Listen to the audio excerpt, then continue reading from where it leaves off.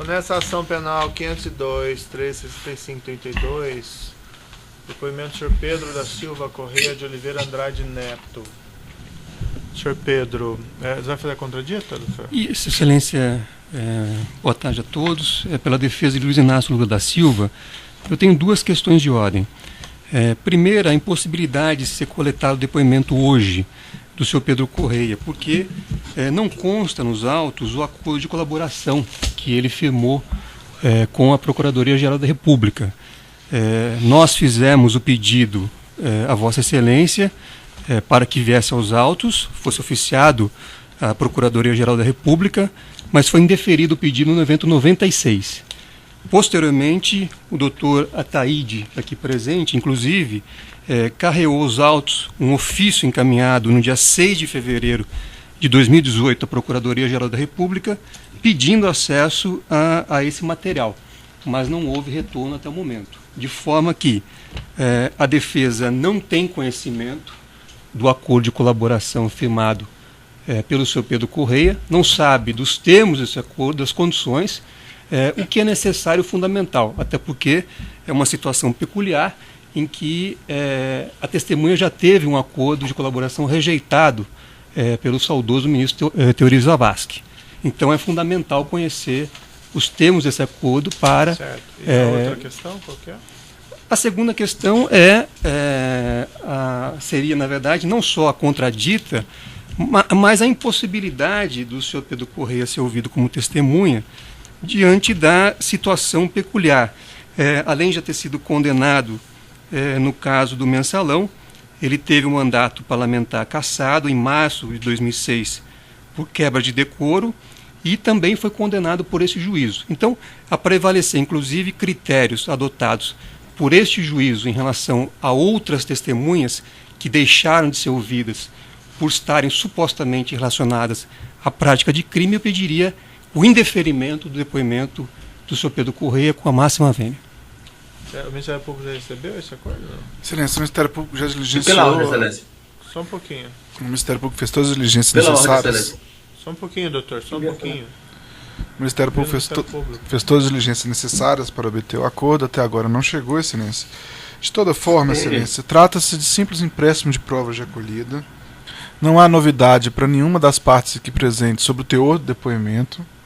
Além disso, há de se considerar o respeito ao estado de saúde da testemunha e evitar deslocamentos necessários. Por fim, Excelência, terceiros também não têm interesse de agir em relação aos termos do acordo. Mas, de toda forma, assim colecionado o material aos autos, que será encaminhado do STF, as partes poderão examinar e requerer, em prazo assinalado a esse juízo, o que for direito, inclusive novo depoimento para questionamentos complementares. E o Ministério ratifica, Excelência, todos já conhecem o depoimento do senhor Pedro Correia e já houve um despacho de empréstimo de prova. Então, nesse sentido, para evitar perda desse ato processual, o Ministério Público Federal entende ser necessário seguir os atos e prosseguir a oitiva. Certo. Doutor, alguma questão? Doutor, advogado aí do senhor Pedro? É o seguinte, porque foi pela defesa do réu aí, do Luiz Inácio, ele disse que havia sido rejeitado um primeiro acordo de colaboração e nunca houve rejeição pelo ministro Teori Zavascki. Houve simplesmente um pedido para que fosse recolocado, refeito algumas coisas, estava exagerado, inclusive em relação à colaboração, falando de assuntos que já estavam prescritos, e pediu-se que ele fosse resumido, essa colaboração. Nunca foi rejeitada, não. Certo. E esse acordo foi homologado mais recentemente? Sim, Excelência, foi homologado e encontra-se o acordo na 12ª Vara, que é aí da Justiça Federal do Paraná, na execução penal, já está sendo cumprido o acordo. Certo. Bem, a questão do acordo do... Foi homologado em outubro do ano passado. Tá bom, suficiente. A questão do acordo do senhor Pedro, ele não se encontra disponível esse juízo aqui, não foi recebido, não foi enviado pelo Supremo Tribunal Federal. Do modo, as partes, como foi consignado antes, poderiam requerer diretamente ao Supremo Tribunal Federal atrás dessa prova. Diante, porém, do que está sendo colocado aqui hoje, eu vou deferir na termo de audiência a expedição de ofício ao Supremo Tribunal Federal para solicitar cópia desse acordo. De todo modo, eu vou tomar o depoimento do senhor Pedro Correia, não vejo prejuízo para o ato. Se for o caso, depois da vinda do acordo, a defesa pode fazer questionamentos complementares, ouvir essa testemunha. Quanto à questão de o juiz não colher depoimentos de pessoas em situação diferente, se a defesa se refere a Rodrigo Távora Duran, vamos lembrar a diferença que essa pessoa está na Espanha e não tem qualquer acordo de colaboração. Então é uma situação absolutamente diferente. Fora o fato de não ter sido demonstrado até o momento a impreensibilidade do ativo dessa testemunha nos termos do artigo 222-A do Código de Processo Penal. Então, será ouvido aqui o senhor Pedro Correia. Senhor Pedro, o senhor está nesse processo como testemunha. Na condição de testemunha, o senhor tem um compromisso com a Justiça em dizer a verdade e responder às perguntas que lhe forem feitas, certo? Certo. Tanto na condição de testemunha, senhor Pedro, como também na condição de colaborador, foi mencionado pelo seu defensor que o senhor tem esse acordo homologado, eu não tive acesso ainda a ele, mas tanto na condição de testemunha como de colaborador, o senhor tem esse compromisso. Se o senhor faltar com a verdade, o senhor responde criminalmente por falso testemunho.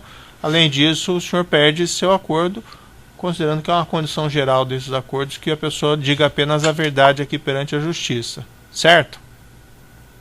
Certo.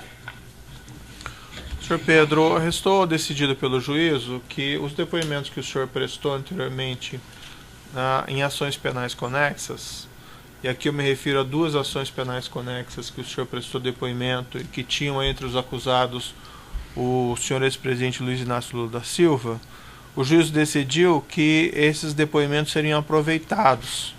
Um deles foi na ação penal 504-6512, de 23 de 11 de 2016, e a outra na ação penal, eu não me recordo aqui o número específico, mas é um depoimento mais recente, também numa ação penal contra, entre outras pessoas, o ex-presidente Luiz Inácio Lula da Silva. Se eu não me engano, evento 125, excelência, 122. Certo, os depoimentos estão juntados aos autos, né? Mas em relação a esses depoimentos que o senhor prestou, senhor Pedro, nessas 2 ações penais, que envolviam também o senhor ex-presidente, o senhor confirma aquilo que o senhor disse naquelas ocasiões, ou o senhor teria alguma coisa a retificar, algo que o senhor possa ter eventualmente naquela oportunidade se enganado ou faltado com a verdade? Eu confirmo tudo aquilo que eu disse e não tenho nada a retificar. Então eu passo ao Ministério Público para perguntas complementares, lembrando que nós estamos aproveitando, tá? Você está gravando a imagem? Tá. Não, deixa. Agora vai. Certo. Boa tarde a todos, boa tarde, senhor Pedro Correia. Diante da retificação efetuada em relação aos 2 depoimentos já prestados, o Ministério Público Federal não tem mais perguntas a realizar, excelência. Certo. O centro de acusação tem perguntas? As defesas têm perguntas complementares? Sim, excelência. Pela defesa de Luiz Inácio Lula da Silva. Boa tarde, senhor Pedro Correia. Boa tarde, doutor Zanini. Essa ação penal, senhor Pedro, faz referência a 8 contratos que foram firmados entre a Petrobras e consórcios com a participação da Odebrecht, da OAS, dentre outras empresas. O senhor participou de alguma fase da celebração desses contratos? Eu posso, se necessário, listar ao senhor quais são esses contratos. O senhor participava? Não, eu não participava. Eu tinha reunião com o senhor Paulo Roberto, ele é quem participava da celebração, ele como diretor de abastecimento da Petrobras e as empresas que prestavam serviços à Petrobras. Inclusive, quem participava das reuniões com o empresário para acertar o que seria pago aos partidos era o ex-deputado Zé Janene e o senhor Alberto Youssef. Eu não tinha ligação com as empresas, com exceção da Queiroz Galvão, porque o diretor era de Pernambuco e eu tinha bom relacionamento, e o deputado Zé Janene me pedia, quando tinha dificuldade de falar com a Queiroz Galvão, me pedia para interceder. Certo. Então, pelo que eu entendi, diretamente o senhor não participou de nenhuma das fases desses contratos, nem da fase de licitação, nem da fase da celebração do contrato. E tampouco o senhor teve contato com as empresas que contrataram com a Petrobras. É isto? Eu não conhecia o senhor Marcelo Odebrecht, não conhecia o senhor Léo Pinheiro. Certo, eu pediria que o senhor respondesse objetivamente. A pergunta é, o senhor não participou de nenhuma das fases da celebração desse contrato e nem da assinatura desses contratos, correto? Com exceção da Queiroga Galvão, não. Certo. E também o senhor não teve contato direto aqui com o Odebrecht, nem o OAS e nem com a empresa Vitória no tocante à celebração desses contratos discutidos nesta ação penal? Veja bem, eu conhecia alguns dos executivos, por exemplo, da Odebrecht. Não, a pergunta não é essa, senhor Pedro. A pergunta não é essa. A pergunta não é essa. A pergunta é se o senhor tratou... Eu estou entendendo o que o senhor está perguntando. Doutor, você está perguntando, deixa o testemunho responder, doutor. Pelo amor de Deus. O senhor pode... A pergunta é se o senhor tratou com a Odebrecht, OAS e Chaim especificamente em relação aos contratos discutidos nesta ação penal. Com essas empresas, não. Com exceção da Queiroga Galvão, eu não tratei com nenhuma outra empresa sobre os contratos da Petrobras. Certo. Então, eu posso concluir que o senhor jamais teve conhecimento de qualquer acerto relativo a esses contratos com supostas reformas feitas em um sítio em Atibaia. Não, eu não tenho nenhum conhecimento de reforma feita no sítio de Atibaia. Eu sabia que o presidente Lula tinha um sítio em Atibaia, porque as pessoas diziam que iam lá jogar futebol, visitar o presidente, mas eu não tinha nenhum conhecimento, nunca fui nesse sítio de Atibaia e não sabia nem o nome do sítio. E, na verdade, eu não tinha... eu sabia que os contratos tinham propina, porque nós recebíamos propina da diretoria de abastecimento. Mas não é essa a pergunta que eu estou fazendo. Só deixa a testemunha responder. Sim, eu